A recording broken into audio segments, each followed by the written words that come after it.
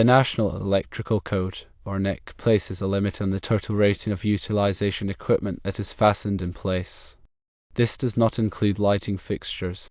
The limit is 50% of the branch circuit's amp rating when lighting units, cord and plug connected utilization equipment not fastened in place, or both, are also supplied.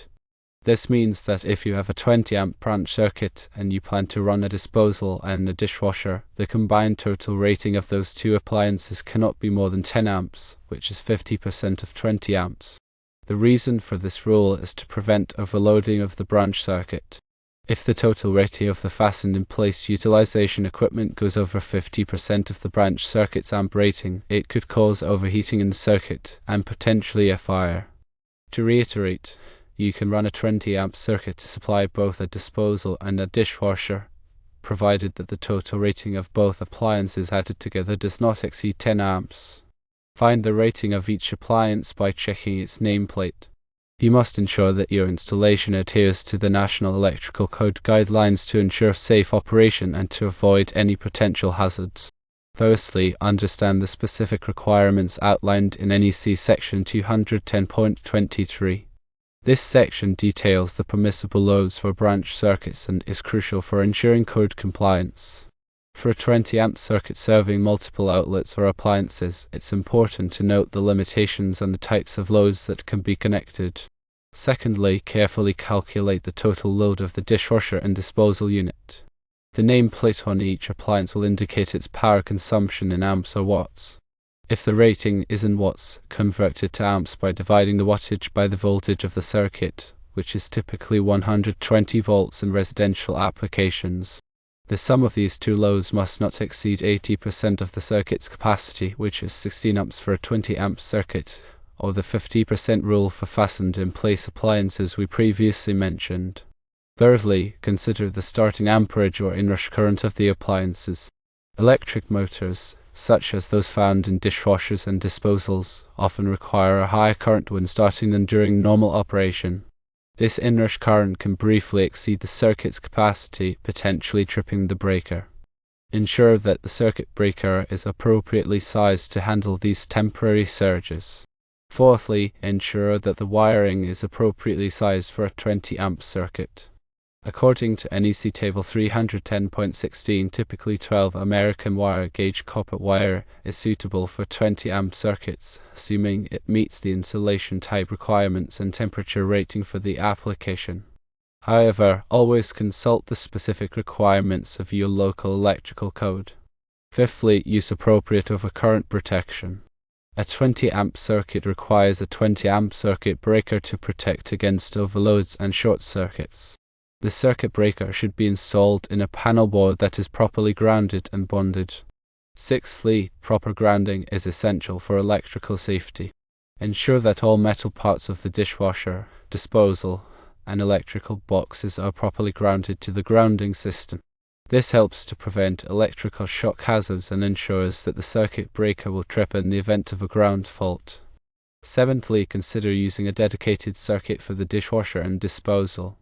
While it is permissible to share a 20 amp circuit between these two appliances, using a dedicated circuit can provide more reliable performance and reduce the risk of overloading the circuit. If you choose to use a dedicated circuit, each appliance should be connected to its own individual circuit breaker. Eighthly, ensure that all wiring connections are made properly and securely. Loose or corroded connections can cause overheating and electrical hazards. Use appropriate wire connectors and ensure that all screws are tightened to the proper torque. Ninthly, use appropriate wiring methods. The wiring should be installed in accordance with the NEC and local electrical codes. Common wiring methods include using non-metallic sheet cable Romex or conduit. Tenthly, consider future needs when planning your electrical installation. If you anticipate adding additional electrical loads in the future, it may be wise to install a larger circuit or additional circuits to accommodate these needs. This can help to avoid overloading existing circuits and ensure that your electrical system can safely handle the demands placed upon it. 11thly, always consult with a qualified electrician. Electrical work can be dangerous, and it is important to have a qualified electrician perform any electrical installations or repairs. A qualified electrician can ensure that the work is done safely and in accordance with all applicable codes and regulations. 12thly, be aware of local amendments to the NEC. Local jurisdictions may have amendments to the NEC that are more stringent or that address specific local conditions. It is important to be aware of these local amendments and to comply with them. 13thly, ensure that all electrical equipment is listed by a recognized testing laboratory, such as Underwriters Laboratories. All listed equipment has been tested and certified to meet safety standards and is more likely to perform safely and reliably. 14thly, install ground fault circuit interrupter, or GFCI, protection for receptacles serving kitchen countertops. GFCI protection helps to prevent electrical shock hazards by quickly interrupting the circuit in the event of a ground fault. 15thly, consider using arc fault circuit interrupter, or a SI, protection for branch circuits serving living areas. A SI protection helps to prevent electrical fires by detecting and interrupting arc faults, which are a common cause of electrical fires. 16thly, perform regular maintenance on your electrical system. This includes checking circuit breakers for proper operation, inspecting wiring for damage or deterioration, and replacing any worn or damaged component. 17thly, keep electrical panels and equipment accessible and free from obstructions. This allows for easy access for maintenance and repairs.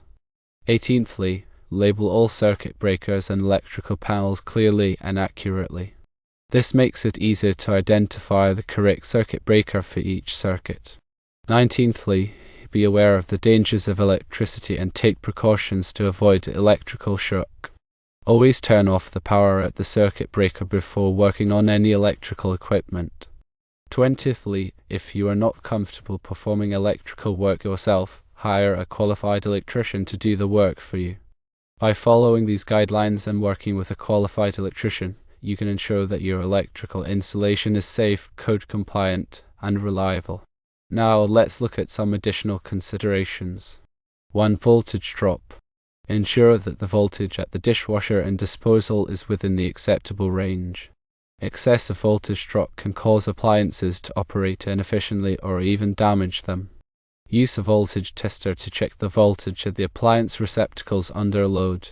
2. Conductor ampacity. The conductors must have sufficient ampacity to carry the load without overheating.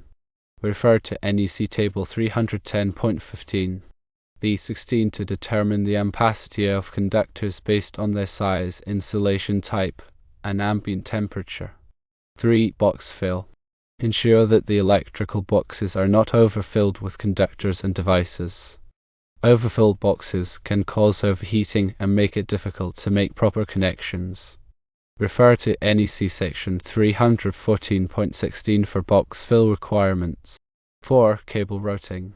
Route cables safely and securely, protecting them from physical damage. Avoid running cables through areas where they could be exposed to moisture, chemicals, or extreme temperatures. 5. Support and secure cables properly using cable ties, straps, or staples. Support cables at intervals specified by the NEC to prevent them from sagging or becoming damaged. 6. Use appropriate fittings and connectors for making connections to electrical boxes and equipment. Ensure that all fittings and connectors are properly listed and labeled for their intended use. 7. Protect cables from abrasion where they pass through metal studs or other sharp objects. Use grommets or bushings to protect the cables from damage. 8. Avoid running cables parallel to heating ducts or other heat sources. Heat can degrade the insulation and the cables and reduce their ampacity. 9. Keep cables away from water pipes and other sources of moisture. Moisture can cause corrosion and electrical hazards. 10. Install surge protection to protect sensitive electronic equipment from voltage spikes and surges. Surge protection devices, or SPDs, can be installed at the service entrance or at individual receptacles. 11. Consider using a smart circuit breaker that provides remote monitoring and control of the circuit. Smart circuit breakers can provide valuable information about circuit usage and can help to prevent overloads and short circuits. 12. Use energy-efficient appliances to reduce energy consumption and save money on your utility bills. Look for appliances that are labeled with the Energy Star logo. 13. Recycle old appliances and electrical equipment properly. Many municipalities offer recycling programs for electronic waste. 14. Be aware of the potential hazards of electromagnetic fields, or IMPs, and take steps to minimize your exposure. Keep electrical equipment away from sleeping areas and avoid spending long periods of time near high-voltage power lines. 15. Use caution when working around electricity and always follow safety precautions. Electricity can be dangerous, and it is important to take precautions to avoid electrical shock and other hazards. 16. Ensure the proper use of strain relief for cord and plug-connected appliances. Strain relief fittings prevent stress on the cord connections inside the appliance, which can lead to loose connections and potential hazards. 17. When using extension cords, select cords that are appropriately sized for the load and are in good condition.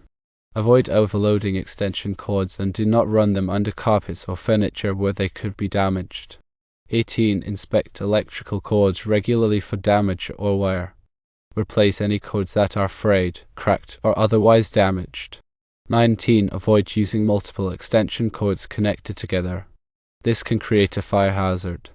20. Unplug appliances when they are not in use to save energy and reduce the risk of electrical shock. These additional guidelines provide a more comprehensive approach to electrical safety and code compliance, ensuring that your installation is both safe and efficient.